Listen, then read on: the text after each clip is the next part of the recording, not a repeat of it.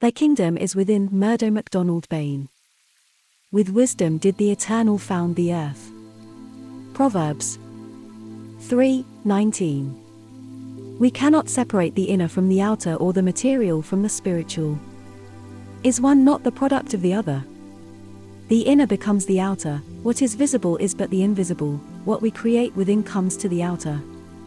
Whether we like it or not, we are responsible for good or bad, for they are both the expression of the inner. Only in the creation of reality is there freedom from good or bad. Love worketh no ill to his neighbor, therefore love is the fulfilling of the law. Many people are deprived of the fulfillment, the satisfaction, and the happiness they anticipate from the fulfillment of their desires. This is due to the methods they ignorantly employ, methods which interfere with the growth, development, and happiness of their neighbors. While the law of creation fulfilled their desires, yet in their ignorance they overlook the most necessary element of success and happiness, so all their accomplishments were beset with difficulties. They did not realize honoring me with their lips, while their hearts are far remote, since their religion is a mockery, a mere tradition learned by rote. Isaiah 29:13. We are not aware of the fact that by our conceptions, ideas, opinions, beliefs we build a wall around ourselves, which prevents the expression of reality. It is easy to see how one is conditioned by listening to what another says. By their condemning, their blaming, their convictions, their wants, their cravings, people reveal the self-created prison in which they live. We will also realize how we are trapped by habit, by environment. But to be free from habit and environment, surely all we have to do is to understand the trap of habit and environment, by discerning the superficiality and futility of one's thought-feeling reaction. Most people make an image of reality and at the same time condition themselves by their habits and environment, so they are still trapped in spite of their belief. Is it not so that most of us talk about God as if he were separate from ourselves? We look for God away in the distance. It is the recognition of the divine in man's own consciousness that makes God a living reality now. But before this realization comes, we must give up following another. We must be aware moment to moment of our own conscious thinking and the influence of the unconscious with all its accumulations. When this is understood, we will know how we are conditioned. Through this self-knowledge, this conditioning ceases, and when our conditioning ceases, there is reality. When our conditioning ceases, God begins to work in us, and that work never ceases but goes on expanding into more and more radiant forms of beauty.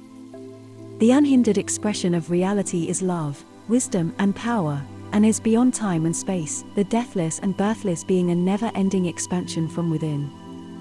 This is the glorious truth, which is not an imaginary thing but an actual living of life itself. It is the Father who ever remaineth within me is performing his own deeds.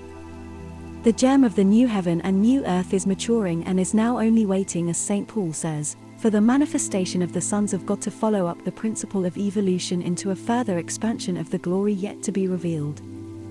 Man's true state is realized through the truth of his being now, firstly in the individual and then in the race. It is in the understanding of relationship without condemning or identifying ourselves with something or merely using our relationship as a means of escape from ourselves that reveals our being.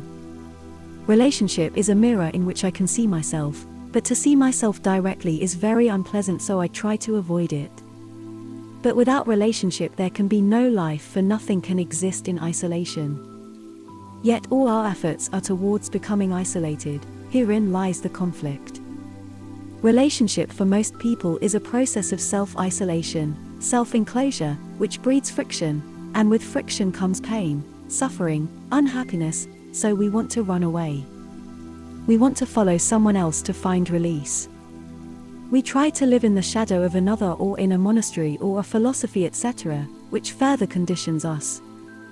These things are all the same because they are merely escapes, because we want to avoid seeing the cause, which is ourselves. But the very running away only creates further misery and confusion. Our relationship is the mirror in which we can see ourselves clearly. To see clearly, there must be no condemnation, acceptance, resistance, justification, or identification. Only when we are simply and freely aware, without conditioning, can we observe not only the superficial reactions of the mind but also the deep hidden reactions. Then there is spontaneous release. But if the mind is conditioned, shaped and bound, there can be no spontaneity, therefore no perception of the cause of conflict. We now see that no one outside ourselves can give us freedom from conflict and confusion. We try to hide behind a screen of words, follow a religion, lose ourselves in a book, etc., only to get lost in a maze of ideas of another. It is only when we become aware of the process of our thinking and that from which it arises, is it possible to understand and be free from that friction which we seek to avoid. Much of man's fears are formed by his lack of understanding of the materialized world that surrounds him. It is not the phenomena of the world that we must ponder over, but the power that lies behind these phenomena. For this will bring us to the indwelling life, the presence of the divine consciousness, which is the cause of all perfect objective phenomena. The cause behind form is more important than the form itself. The indwelling life intelligence is the power behind all things, seen or unseen. This ever-present divine intelligence comes into being immediately we become unconditioned. When Solomon asked only for wisdom, he did not condition himself, and in his freedom all else was granted unto him. For surely the divine is all there is, all that is thine is mine, and all that is mine is thine.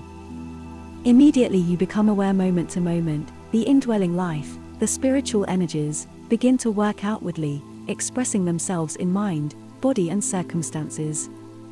Conditions are created by man himself through not understanding himself. He misinterprets what the senses reveal, so he reacts, conditioning himself, and his thoughts, being the expression of his beliefs and ideas, his conditioning leads him away from reality. The cosmic wholeness which occupies every atom of space is ready to move through us when we free ourselves from our own conditioning. The fullness of its ever-increasing abundance is our complete joy of living. All is mind, and within mind all matter and form is but a manifestation of mind. A free unconditioned consciousness is divine, therefore divine consciousness is the moving factor in man. Hence the Father doeth the work. Without knowing yourself, merely to concentrate, to conform to a pattern, to follow a system, or to try and quiet the mind through discipline only leads to further confusion. But when we begin to see the ways of our own thought, without identification, as when you are observing a bird or somebody else, then in that awareness the responses of your conditioned state come to light. In that spontaneity there is the discovery of yourself, and the more you are aware of the ways of the self without justification, without condemning, the more there is freedom, and in this freedom there is reality. In this conscious creative state sin and death are dissolved away, and life and immortality is brought to light in this life here and now.